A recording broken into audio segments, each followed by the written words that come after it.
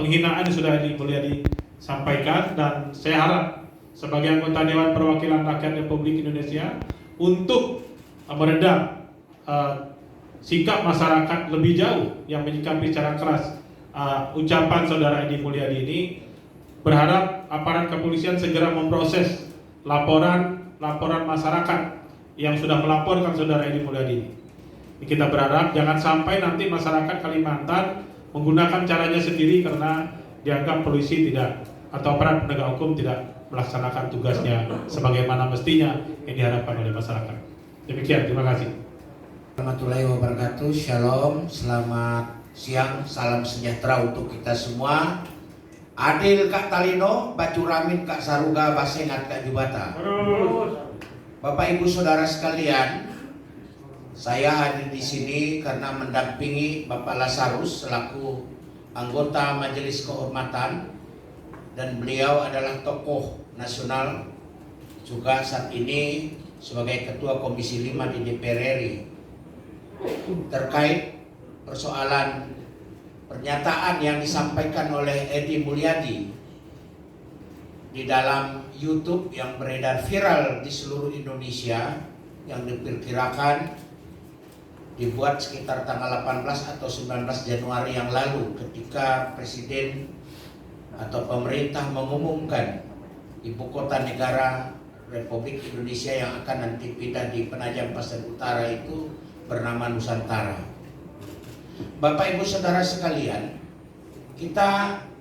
kami sebagai masyarakat Kalimantan selama ini tidak pernah mengusik, tidak pernah memberontak terhadap negara, tidak pernah melakukan hal-hal yang melanggar. Itu Kalimantan. Kami welcome terhadap apapun demi kebaikan bangsa dan negara, termasuk pemindahan ibu kota negara yang sudah dirancang oleh proklamator kita ya, Bapak Insinyur Soekarno. Dan bahkan bukan barang baru pemindahan ibu kota negara. Di dalam sejarah perjuangan bangsa kita juga melihat ketika situasi dalam keadaan gawat darurat, Presiden memindahkan ibu kota negara. Walaupun waktunya tidak lama, baik di Jogja, baik dia di Bukit Tinggi kah, di mana, di Padang kah. Dan tentu juga pemindahan ibu kota negara ini bukan sesuatu yang haram. Puluhan negara di dunia ini sudah melakukan itu, termasuk Amerika Serikat, Australia, Brasilia, Malaysia, bahkan tetangga kita di Petra. Mengapa pemindahan ibu kota ini dipindah? Tentu melalui kajian yang luar biasa mendalam dan sudah dipikirkan. Dan kami harusnya yang menolak kalau kita mau berbicara persoalan di mana ibu kota negara ditempatkan. Karena tentu kekhawatiran bagi kami banyak. Ketika nanti tanah-tanah kami, peradaban-peradaban kami, anak-anak kami nanti akan menghadapi persaingan yang belum siap dihadapi oleh masyarakat kami. Seharusnya kami yang banyak berbicara. Tetapi karena ini keputusan negara, keputusan pemerintah, kami selaku Majelis Adat Daya Nasional mendukung sepenuhnya pemindahan ibu kota negara itu. Tentu dengan catatan mohon masyarakat yang berada di sekitar di sana dan di Kalimantan untuk diperhatikan, diberi kesempatan untuk ikut ambil bagian, berpartisipasi dengan kedudukan yang sama di dalam pemerintahan dan hukum. Nah, terhadap video tersebut tentu kami Majelis Adat Daya Nasional yang sudah didesak oleh seluruh Dewan Adat Dayak Provinsi se-Indonesia, Dewan Adat Dayak Kabupaten se-Indonesia, dan seluruh tokoh-tokoh masyarakat Dayak, agar persoalan ini atas pernyataan yang disampaikan oleh Edi Mulyadi yang sudah merendahkan martabat, bukan melecehkan seluruh masyarakat Kalimantan, bahkan Kalimantan sendiri sebagai tempat yang kita lihat yang viral, dikatakan sebagai tempat yang tidak layak untuk manusia, yang layak untuk monyet, yang layak untuk anak jin ditempatkan, genderuwo dan sebagainya. Ini berarti sudah ada di situ kebencian-kebencian, perasaan kebencian mengadu domba, bahkan pernyataan-pernyataan yang hoax, yang bohong, tidak berdasarkan data dan fakta, disampaikan untuk mempengaruhi, membuat Kalimantan dan Indonesia pada umumnya. Karena itu kami meminta dengan tegas, karena negara kita negara hukum, jangan biarkan masyarakat Kalimantan Barat bertindak sendiri dengan cara kami. Kami minta Kapolri yang memiliki kewenangan untuk mengambil sikap, untuk mengambil tindakan tegas berdasarkan hukum yang berlaku di negara kita. Dan kami meminta kepada Edi Mulyadi, caleg gagal PKS itu, untuk segera meminta maaf secara terbuka.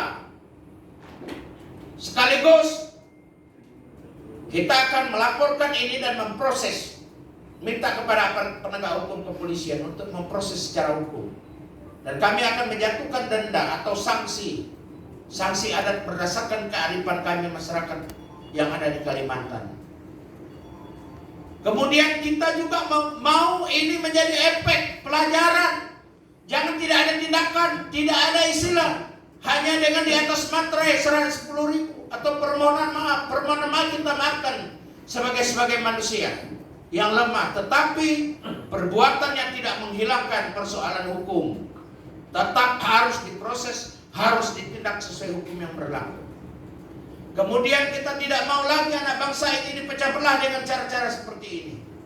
Kita sudah memulai bangkit dengan ibu kota, berharap ibu kota negara yang baru ini bisa memberikan pencerahan, bisa memberikan sebuah harapan baru supaya Indonesia ini semakin maju, semakin jaya, semakin mandiri, dan menjadi negara diperhitungkan di tengah-tengah dunia. Jangan kita saling beradu satu sama lain, mengejek, menghina, mencaci maki. Justru apa yang diambil oleh negara ini, oleh pemerintah, sudah melalui kajian, kita dukung bersama. Tingkatkan rasa persatuan, kesatuan kita sebagai anak bangsa untuk menghadapi persaingan global yang lebih luas lagi nanti, dan lebih tantangan dalam bentuk berbagai tantangan yang dihadapi.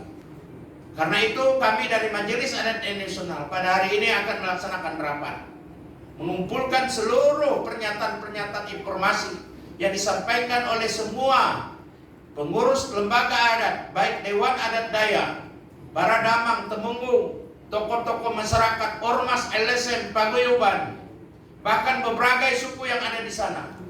Dari rekan-rekan kita yang Melayu, yang Madura, yang Jawa, yang Bugis juga sudah membuat pernyataan sama pendapatnya, mengecam keras pernyataan Edi Mulyadi yang sangat bertentangan dengan etik sosial dan adat istiadat yang berlaku di Kalimantan. Nah, karena itu kepada rekan-rekan wartawan, mari kita bela kebenaran, keadilan ini demi Indonesia yang lebih baik. Karena kami tidak ada apa-apanya tanpa bantuan dan disuarakan oleh saudara-saudara wartawan yang memiliki sebuah profesi untuk menegakkan kebenaran, menegakkan keadilan di bumi Indonesia ini. Saya kira demikian, dan kami berharap supaya kepada yang lain menjadi pelajaran, karena kami juga bagian dari bangsa ini. Berikanlah kesempatan kepada pemerintah untuk membangun ibu kota negara baru yang bernama Nusantara sebagai ibu kota negara. Terima kasih atas perhatian kita semua. Semoga Allah Subhanahu wa Ta'ala, Tuhan yang Maha Kuasa, memberikan kekuatan perlindungan kepada kita. Dan satu lagi kami pesan kepada pimpinan Partai PKS, kalau memang itu bukan kadernya atau apa segala, ya mungkin kalau dia masih buat saksi supaya jangan ada kader-kader semacam itu hidup di muka bumi ini. Terima kasih.